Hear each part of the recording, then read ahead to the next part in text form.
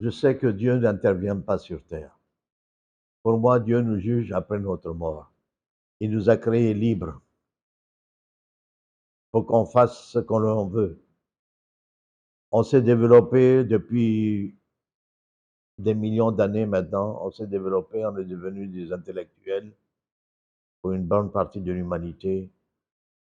Nous savons où nous allons et nous savons ce que nous sommes. Tout dépend de notre cupidité.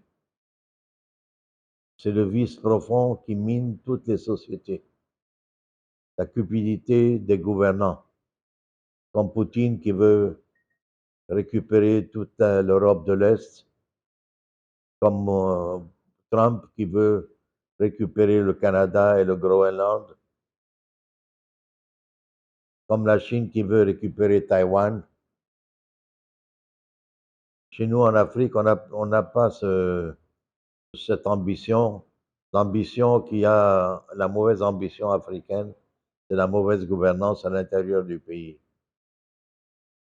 On respecte la charte de l'Union africaine en ne occupant pas les autres pays. Mais Dieu ne peut rien faire pour nous. C'est après notre mort qu'il nous juge. Donc je ne peux rien lui demander, sauf nous donne son amour. C'est son amour qui est notre carburant. Mais le carburant, vous l'utilisez pour le bien ou pour le mal. Et la cupidité des hommes utilise ce carburant pour le mal. C'est ce qui arrive actuellement dans tout le monde entier. Nous sommes dans la période du mal. Le carburant est mal utilisé. L'amour de Dieu est mal utilisé. Mais nous sommes seuls maîtres de nous-mêmes. Si nous voulons nous détruire, c'est notre affaire. Si nous voulons réussir, c'est notre affaire. Dieu nous juge après notre mort.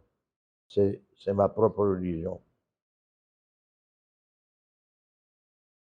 Et demander aux hommes de la sagesse, c'est difficile parce qu'il faut un repli sur soi, une conscience des autres. Il faut aimer les autres pour être sage. Il faut l'amour d'autrui, de l'autre qui devient un frère, et non pas un homme qu'on va exploiter ou qu'on va tuer. C'est ça qui est la philosophie humaine. Aimez-vous les uns les autres, comme a dit Jésus-Christ. C'est ça qui manque à l'humanité. Et là, ça ressort de notre propre volonté. Ce n'est pas Dieu qui va nous dicter ce qu'on doit faire. C'est nous-mêmes, il nous a créés libres pour ça. C'est nous-mêmes qui irons vers notre propre destruction. Parce que ce que je crains, c'est qu'un jour, bien longtemps après actuellement, l'humanité, le monde sera autodétruit par des bombes qui vont se lancer les uns sur les autres. C'est ce qui va arriver. Je suis pessimiste pour l'avenir de l'humanité. Et je crois en Dieu pour nous accueillir en son sein si nous le méritons après notre mort.